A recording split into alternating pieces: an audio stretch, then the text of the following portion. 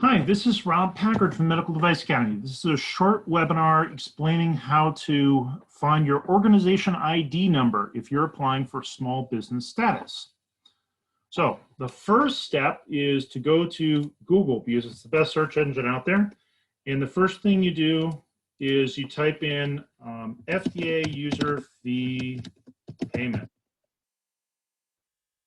And you want the second link down here, payment process. And then you go to this link right here, which is the Device Facility User Fee website, DFUF. So here's the DFUF website, and I've made my own username DFUF123 for doing demonstrations for companies on how to use this website. But this is where you pay your user fees. So this is the URL up here, userfees.fda.gov, that you should be using to go pay your user fee. This is not the same as the registration and listing site, which is called the FURLS site, or FURLS.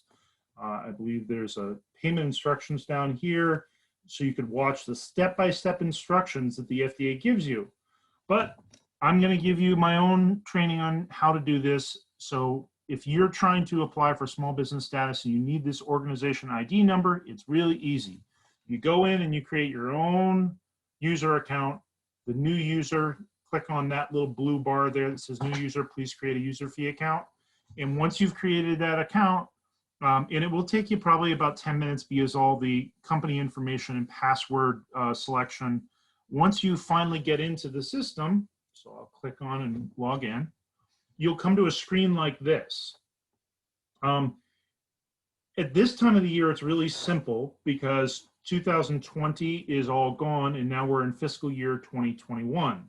The fiscal year begins on October 1st for the FDA, but there are two different tables here. One of them is for the user fee for annual establishment, and the other one is for cover sheets for an actual submission. You don't want to get confused. I actually did this by mistake myself the other week, where I actually paid the wrong fee, and then it takes forever to transfer money from one to the other. I'm still waiting for that. So don't make that mistake. Make sure you pay the right user fee down here that you need to pay. But during certain times of the year, like between August and October 1st, you could potentially be trying to pay money for 2021 or paying money for 2020. And so you'll see 4 tables instead of 2. So at those times of the year, be careful you're paying the right year. You can always transfer the money, you can always get a refund, but you're going to wait. And you're going to have to fill out some paperwork, and it's going to frustrate you. So don't do that. But you can click on either one of these. I'll click on the registration one because most people are doing registrations now. I'm not going to actually go through a registration now, but if I was, it would be $5,546, and I would add the card and follow the prompts. But in this case, I'm just trying to show you where to find your organization ID number.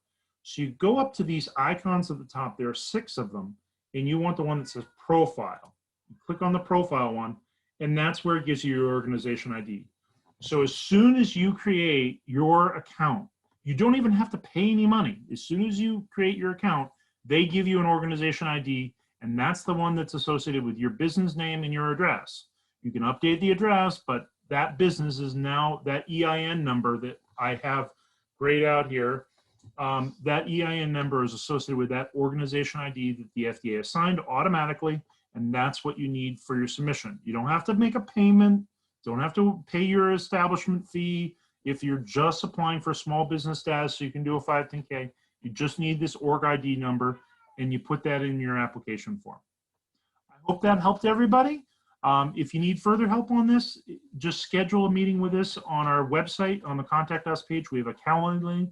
It takes about 15 minutes. Just schedule a half-hour meeting so we're sure we have enough time. But honestly, the hardest part of the whole entire process is coming up with a password that the FDA will accept, because they have all these things down here at the bottom. List 8 characters long but cannot repeat any of the characters, blah, blah, blah. You know the deal. It takes forever to come up with a password. So hope this was helpful to everybody, and good luck on your application for small business status. Have a nice day. Bye-bye.